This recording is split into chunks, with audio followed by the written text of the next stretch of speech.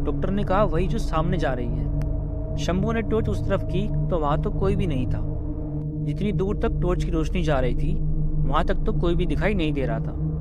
तो शंभू ने पूछा, कौन सी औरत, कहाँ है औरत, यहाँ तो कोई औरत नहीं है। डॉक्टर को यकीन नहीं हुआ तो शंभू के हाथ से टॉर्च लेकर डॉक्टर ने आगे जाके चारों तरफ टॉर्च को घुमाया, लेकिन कोई भी दिखाई नहीं दिया। पूरन डॉक्टर साहब से बोला कि आप चलो हमारे साथ, यहाँ कोई औरत नहीं है, और उनका हाथ पकड़ गांव की तरफ लेकर चल पड़ा।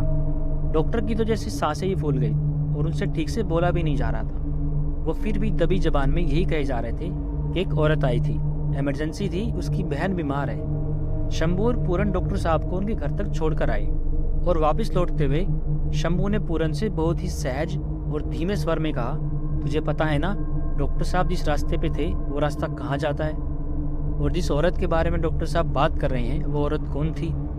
अगर हमें समय पर ना पहुंचे होते तो पता नहीं डॉक्टर साहब के साथ क्या होता। मैं बता दूं, जिस रास्ते की शंभू बात कर रहा था वो रास्ता गांव से बाहर शमशान की तरफ जाता था, जिसके बारे में डॉक्टर साहब को अंदाजा भी नहीं था और वो बस चले जा रहे थे।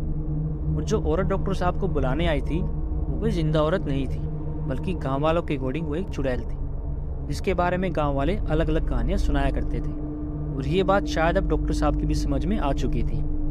सुबह होते ही शंभू और पूरन दोनों डॉक्टर साहब के घर पहुंचते हैं तो क्या देखते हैं कि डॉक्टर साहब को बहुत तेज बुखार था और वो आंखें बंद किए अपने बिस्तर पर लेटे हुए थे। डॉक्टर साहब की वाइफ से बात हुई तो पता चला कि उनको रात में ही बुखार चढ़ गया था और वो नींद में कुछ बड़बड़ा भी रहे थे। डॉक्टर साहब को कई दिन बुखार रहा और काफ़ी समय लग गया उनको इस घटना के सदमे से बाहर आने में।